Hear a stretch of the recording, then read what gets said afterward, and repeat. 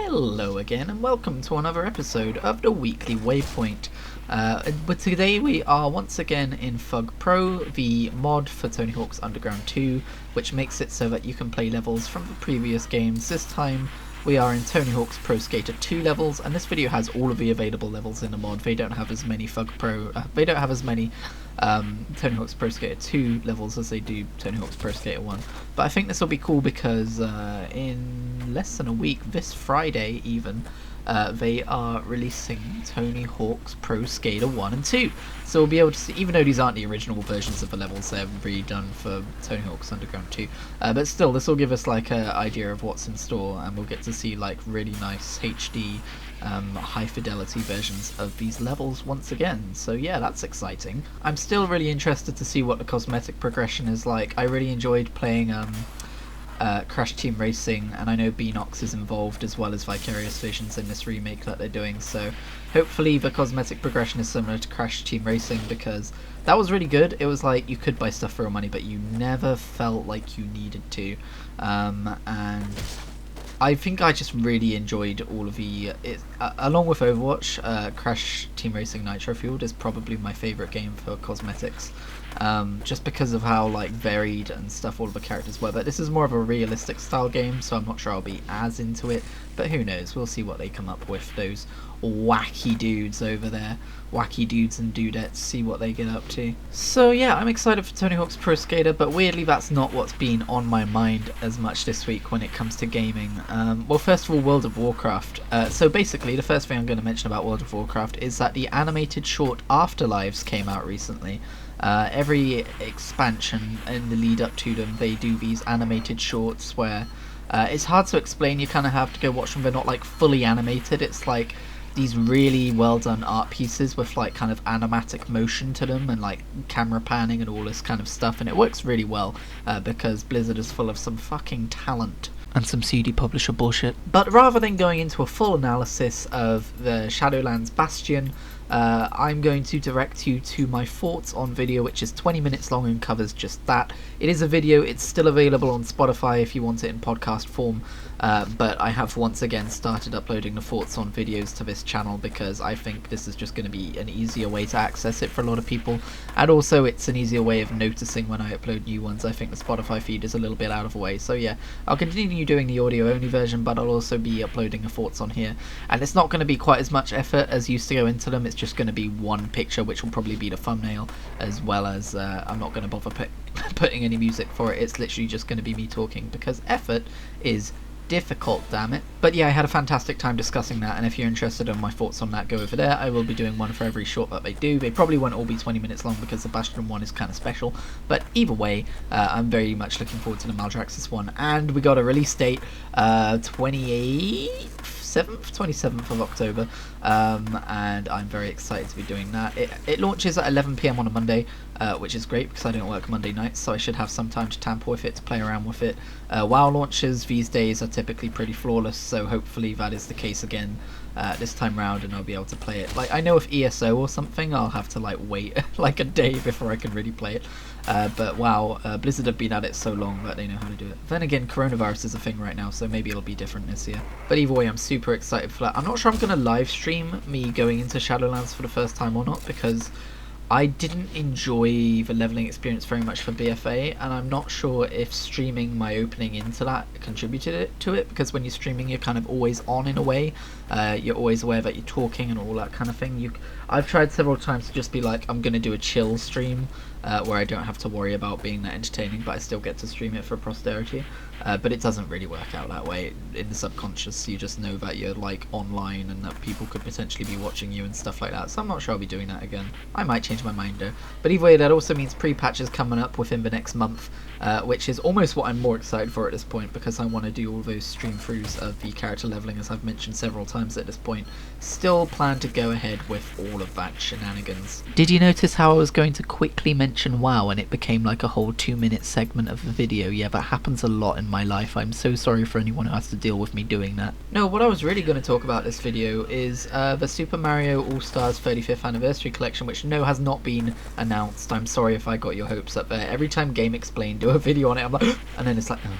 But here's the thing, right? They just did a 35-minute like discussion video on what their hopes are for it, if it exists, like presuming it exists, and they've made like a video intro for it and stuff. And I don't know how much sway Game Explain have with Nintendo or in the gaming industry in general, but I'm secretly hoping that they have some insider information that we don't know, and that's why they felt confident enough to make a whole intro and a whole video about it, even though it hasn't been announced yet.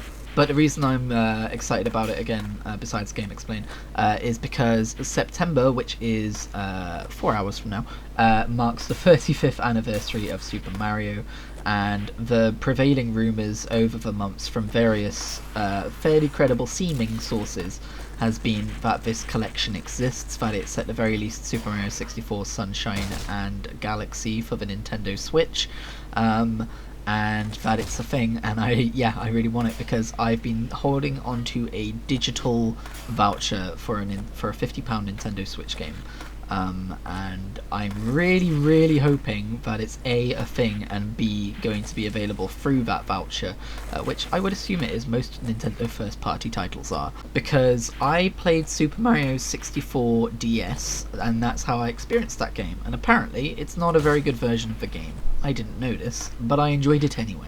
I could also experience it through the slightly illegitimate PC port that somebody made of a Nintendo are frantically trying to get taken down for that I have, but yeah, I'm trying to hold off on doing that really. I want to experience it officially. Also, I never got to play Super Mario Sunshine because I never owned a GameCube. I did actually buy the game because I had a Wii, and you can play GameCube games on the Wii, and I bought a controller for it and everything. But the controller was so clunky and weird and gigantic and had sticky out parts in weird places that I actually couldn't get into the game.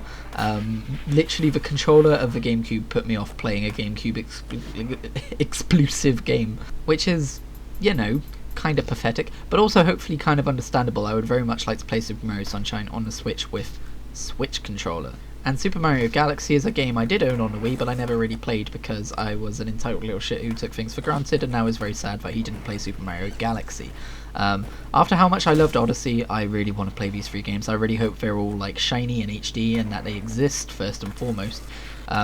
Like, you don't even have to put them out now, you can announce them now. And I'll be good. And there's also been rumours, and again, rumours, but there's also been rumours that there was going to be a direct last month, but it got delayed until September, and I'm like kind of anxiously just eyeing my subscription feed, waiting for that Game Explain video to pop up, like there's been a direct announced for like next, like tomorrow. They do it like really not that far in advance these days, which is good. 'Cause who likes waiting, I mean, honestly. So yeah, here's hoping that's a thing. Not gonna take to Twitter and rage if it isn't a thing, because, you know, I'm a sane human being, looks at Twitter.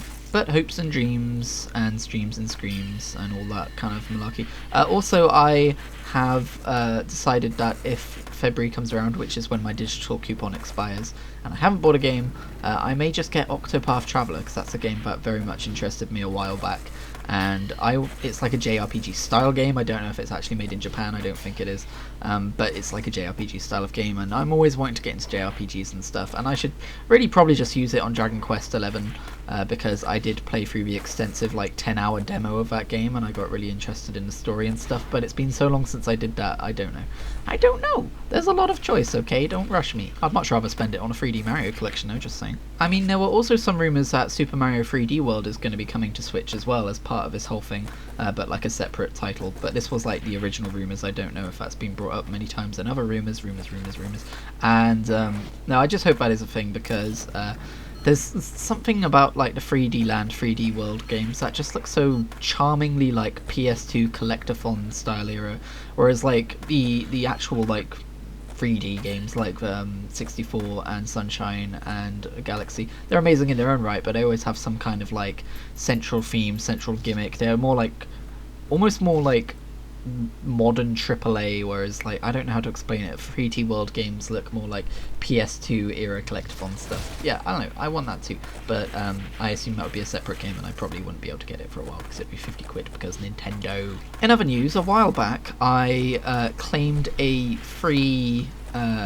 claiming of Final Fantasy 14 on PS4. I already own it on PC. I already got my free 30 days game time out of owning it on PC, but I registered, and I'm not going to go out there and say that this is going to work for everyone, because it told me it wouldn't work before I did it, and then it did work, so I don't know if I just got lucky or some shit. But I registered my PlayStation 4 license to the same account, and I got 30 days game time, so I could just play on PC again if I wanted to. But I want to actually play it on PS4 because of trophies, and some other fun stuff like that. Also, just like being able to uninstall it on PC and having it installed on my PS4 saves some space for my PC. All that kind of fun stuff. And I jumped in and I've played about 2 hours of it on PS4 so far, and oh my god, the control schemes are weird, but they work. Like, it took me ages to learn them and set them all right and set them all up right and remember how to play my character as well. But I did a dungeon, and I don't think I did terribly, and I still can't play it without every like few minutes going, wait a second, I gotta do this to do this to do this kind of thing. But it like it works in a way that I can see myself becoming naturally acquainted with. And the reason I really wanted to do this was because I was actually listening to the official PlayStation podcast. I thought I'll give that a listen. It's basically identical to the Nintendo Power podcast, which is a little bit weird, but it's fun. And the guy who was on there was talking very passionately about his time in Final Fantasy XIV, and it just made me want to get back into it. So yeah, I figured there's like a month until WoW pre-patch, and until then, I might as well play some Final Fantasies. I don't know if that'll still be a thing come a week from now, but yeah, maybe it will. And I've got like a week off next week as well, so I'm going to be spending some time playing Tony Hawk, playing Final Fantasy, playing World of Warcraft, and it's going to be good times all around. But until then, I will be doing those things anyway. Thank you for watching this video. I'm a very interesting person.